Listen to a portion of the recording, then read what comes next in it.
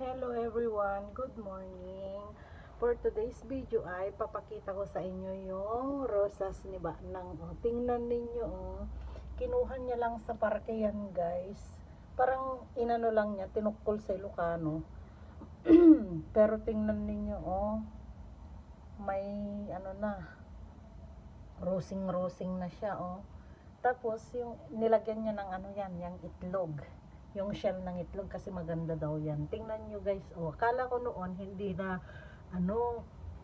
mabubuhay, kasi sabi ko paano mabubuhay yan, kasi syempre winter ngayon. Pero tingnan niyo guys, may ano siya, may rosing sa Ilocano. Tapos ito naman yung sa anuhan ng flower. Ang dami, kita nyo andun guys. Ang dami, 'di ba? Tapos, syempre, yung isa, nagtataka kami kasi bakit may flower na yung isa. Tingnan ninyo. Ang galing, 'di ba? Ganito lang noon. Ay, no, hindi pala yan. Yung sa avocado niya yan. As in, inano lang daw niya. Tinukol niya sa parke. Pero tingnan nyo, mabubuhay talaga to kasi yan. Mayroon din siya dyan part, 'di ba? Kita nyo yan, pero as in, ito wala siyang flower noon.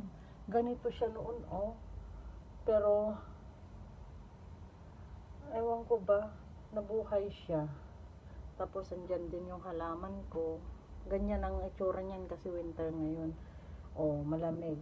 Ito talaga, magtataka ka kasi mabubuhay na talaga yan, Yan yung rosas ni Baknang.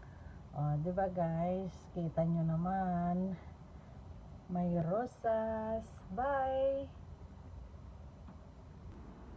Ayan, dyan namin nilagay.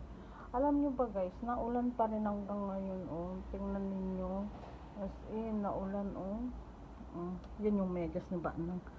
Super ulan is real. Grabe. Hanggang ano to guys, hanggang Sunday, hanggang next week pa nauulan. Ayan. Lalong ano na naman yung mga halaman. Lalaki mga yan, kailangan maputulan na rin yan. Yung halaman na yan, kita niyo yan guys. Kasi baka may mga ahas dyan, wag naman sana Lord. Ayan, ito lang guys, ang ganap namin dito sa umaga for today's video. Kumusta naman sa inyo dyan? Naulan din ba? Ayan, thanks for watching everyone. Good morning.